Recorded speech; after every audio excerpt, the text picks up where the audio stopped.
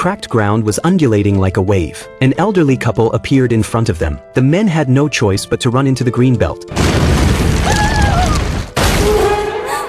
A friend suggested going to the highway, but they were horrified by what they saw. A crack in the ground dozens of meters wide. The man urgently turned the steering wheel. They are on the brink of life and death. The road is blocked by a building, in front of everyone's eyes. The men crashed into the building. When the building collapsed, they managed to get out of the building. They made it to the airport, but the pilot was already dead. Luckily, friend had taken pilot training. Looking at the collapsing road, the men had to force him into the cockpit. Luckily, at the last moment, they beat the clock.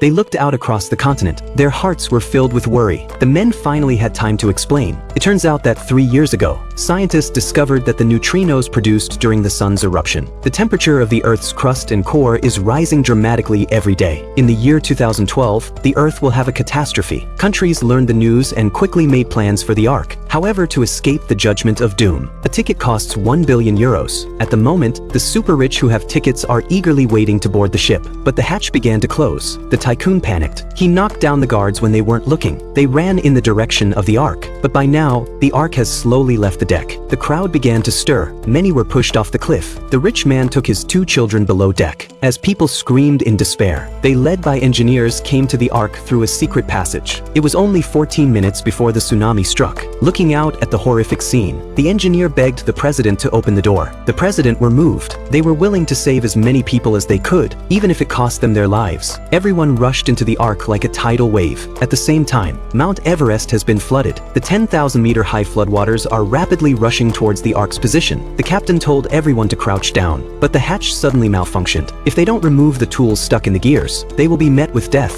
The fate of tens of thousands of people is at stake. When the men heard this and returned to the gears, the entire bottom of the ship had been submerged by seawater. There are still 400 meters to go. At that critical moment, he finally took out the cable with all his might, and the hatch of the Ark was closed. Everyone was cheering. A few months later, as the hatch slowly opened, people were coming out on deck. As a result of the disaster, the tectonic plates of the entire African continent have risen. It's where mankind will begin a new era of civilization.